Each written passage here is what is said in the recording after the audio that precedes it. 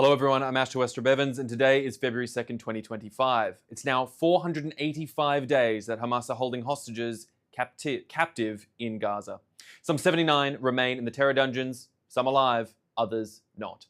This is a live daily briefing of the Israeli Citizen Spokesperson's office. Now, would you accept child murdering terrorists living next door to your children?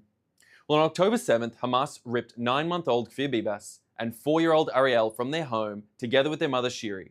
Then, Hamas thought it would be fun to film themselves posing with these stolen children. Their father, Yarden, thought he would be saving his babies by giving himself up.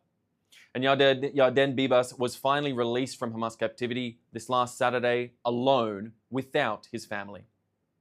Yarden spoke about how during his nearly 500 days of captivity, Hamas taunted him, telling him his wife and children were murdered. And the Bibas children are only representative of all the children who were murdered and harmed during the horrors of October 7th and in the time since. Hamas kidnapped 15-week-old Eshel and 4-year-old Negev Kaplun. Hamas kidnapped 3-year-old Yael Shoam and 8-year-old Nave, along with their parents. 9-month-old Mila Cohen was murdered, shot dead with her father in Kibbutz Be'eri by Hamas. 2-year-old Omer Kedem Simantov was found burned, murdered at Nir Oz. So were his 5-year-old twin sisters, Shahar and Arbel, along with their parents. 5-year-old Eitan Kafshida and his 8-year-old sister Aline were murdered with their parents when Hamas fired an anti-tank rocket at their car. There are more, and hostage ransom deals do not change these atrocities. Israel's children cannot sleep safely in their beds if Hamas child murderers are living next door. And it's not just Israel. The US also doesn't tolerate jihadi terror regimes. That's why the US struck Islamic State in Somalia thousands of miles from its borders.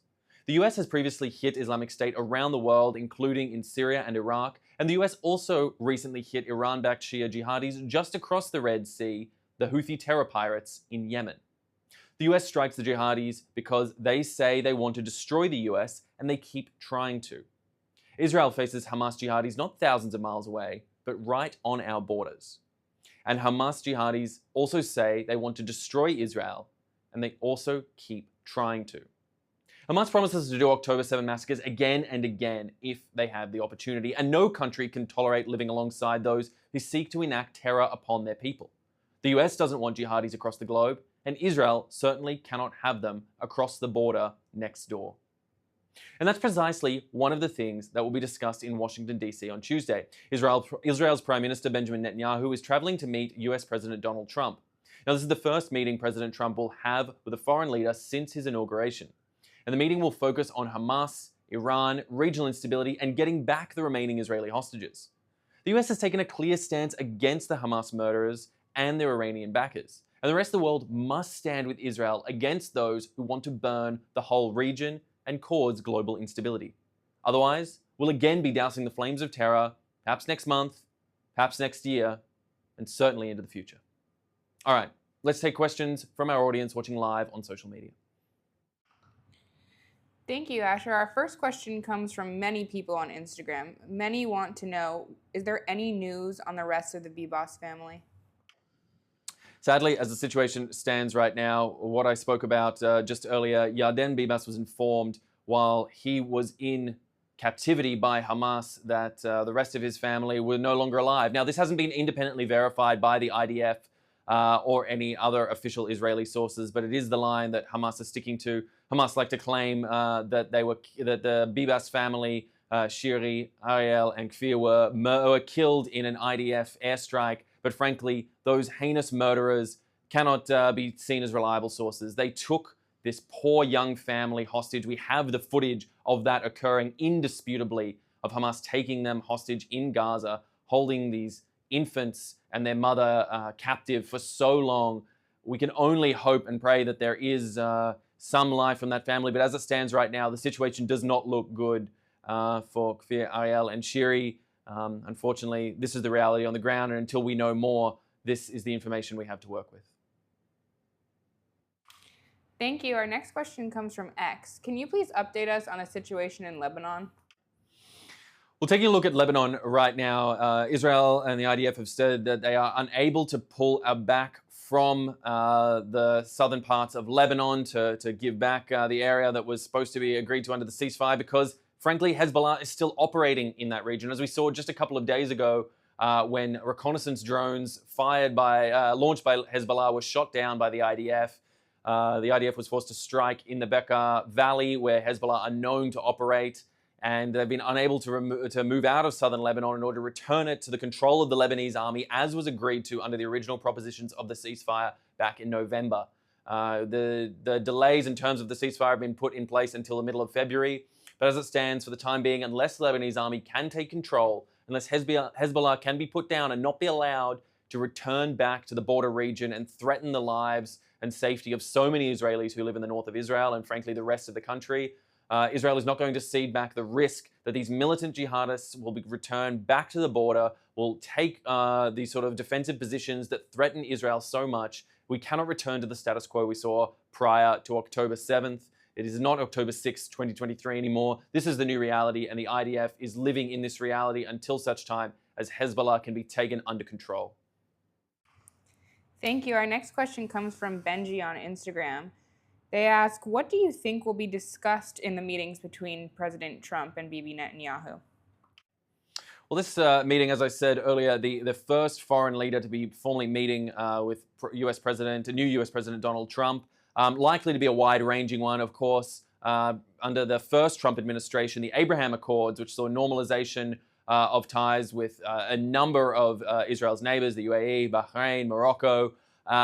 This is likely to be back on the cards, back on the menu, as it were. There is conversation about expanding the Abraham Accords to include Saudi Arabia. There's been initial reports of Qatar being involved in any potential expansion. Who knows for sure? But certainly, what we do know, based on what Prime Minister Benjamin Netanyahu and US President Trump have said, is that it is likely that they will talk about regional stability, Iran, of course, and their destabilizing force within the region, Hamas and what to do with them, how the Hamas-Israel ceasefire can be expanded, and how this ransom deal, frankly, that is fortunately helping to return some hostages back to Israel, can be extended so that we can get all our hostages back from the Hamas terrorists.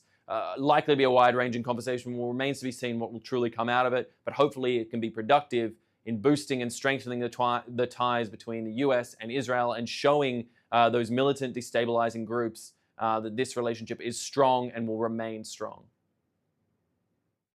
Thank you. Our next question comes from Renee on Instagram. How will Israel protect its people from all the horrific terrorists being released in the West Bank? Renee, it's a critical question here. I mean, obviously, as we've seen, for every one Israeli hostage that gets released by the Hamas militant terrorists, 30 to 50 terrorists are being released out of Israeli prisons to go back onto the streets and cause unknown havoc. Unfortunately, when you live in a society that praises life and cares so much about the lives of our people as much as we do in Israel, this is the situation that we found ourselves in, because we want to see our people returned. What these terrorists will then go on to do, who's to say? I mean, this is exactly the sort of situation that Israel has been forced into in the past. Fortunately, the IDF security apparatus and the security apparatus of all of Israel are prepared to take on the defense of the nation, as we have shown ourselves incredibly capable to do since October 7th. This is critical. This is paramount. Israel will do whatever it can to ensure that its people are safe, to ensure that people can live their lives in safety and freedom, and to ensure that the terrorists next door do not upset and upend the lives of Israelis as they did on October 7th. Thank you. Our next question comes from Instagram.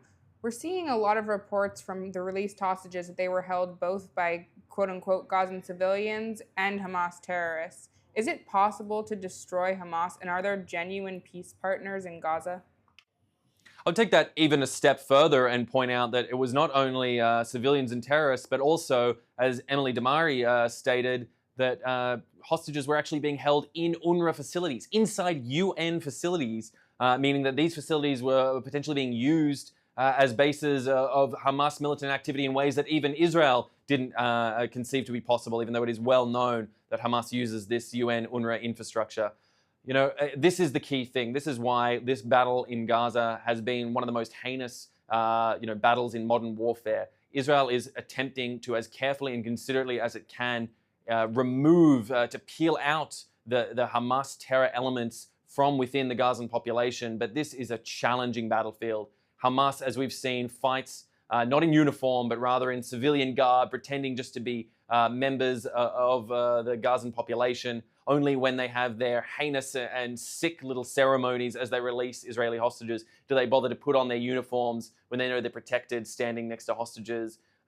This is when they choose to show their true colors. But when it comes to the battlefield, they hide, they obfuscate, they put themselves in harm's way, put their civilians in harm's way at their expense. So we only hope that Hamas will lay down their own arms and the people of Gaza will tell them they are no longer welcome, because that is the only way it seems we're going to be able to truly remove this sick infection that is Hamas, not just from Gaza, but from the region as a whole. Thank you. Ben on Instagram is asking, can you please update us on the IDF operation in Samaria? Ben, there are ongoing operations all throughout the West Bank, as we've seen. There is a lot of activity that is happening within that region at the moment. As it stands, as we've said, with militants being released, with ongoing activity, this forms one of the 7 fronts that Israel is facing and having to fight, across the entire region. There are militants on all sides with ill intent who would seek to destroy Israel, who would seek to kill its people and cause undue terror all across the region. This is but one of the 7 fronts that Israel is having to face. One of the more active fronts, certainly at the moment, while there are relative ceasefires, but Israel is preparing in every direction to ensure that it cannot be attacked again in the same way it was in October 7th. And this is critical to the security of the Israeli people in this region for, again, we're not just talking days, we're not just talking months, we're not just talking years, but decades to come. Thank you. This is our final question. Scarlett on Instagram asks, what else can we in the diaspora do? Scarlett, this is the time to double down on advocacy. This is the time when there is a moment to breathe, a moment of relative calm in this region to come out and say that we need to ensure that this does not happen again. There are ceasefires right now, but I want to make something very clear. There is not peace. Whether we talk about Gaza and Hamas in Gaza, whether we talk about Lebanon and Hezbollah, whether we talk about the Iranians, the puppet masters of it all, or any of the other 7 fronts that Israel is currently fighting for, you in the diaspora, and I'm speaking to you directly, you need to be advocating for Israel. You need to be ensuring that every country you live in understands that if you wish to fight for democracy, for Western values, for the liberal order of the world as a whole, as we've built it, you need to be ensuring that there is an ongoing pressure to tell the likes of Hamas, the Iranian regime and others that their sort of barbarity, their sort of atrocities will not be tolerated around the world. Do not let others attempt to demonize Israel and its activity to fight for democracy. Ensure that you understand, and your leaders, whether that be writing to politicians, whether that be talking to neighbors, whether that be advocating on social media, you can stand up as citizen spokespeople and inform the world of the realities of what's happening. Israelis wish to live in peace. They wish to live in security. Our greatest goal right now is the normalization of ties with our neighbors. What a goal, can you imagine? To develop some sort of normalcy and stability so we can exist and coexist with our neighbors in this region. This is the goal of Israel right now, and you in the diaspora can help by speaking up loud and proud with your voice every single day. All right, well, that is all we have time for, so I want to thank you so much for tuning in. We'll be back tomorrow, 3 p.m. Israel time, 8 a.m. on the East Coast. I'm Westropp-Evans. Thanks for watching.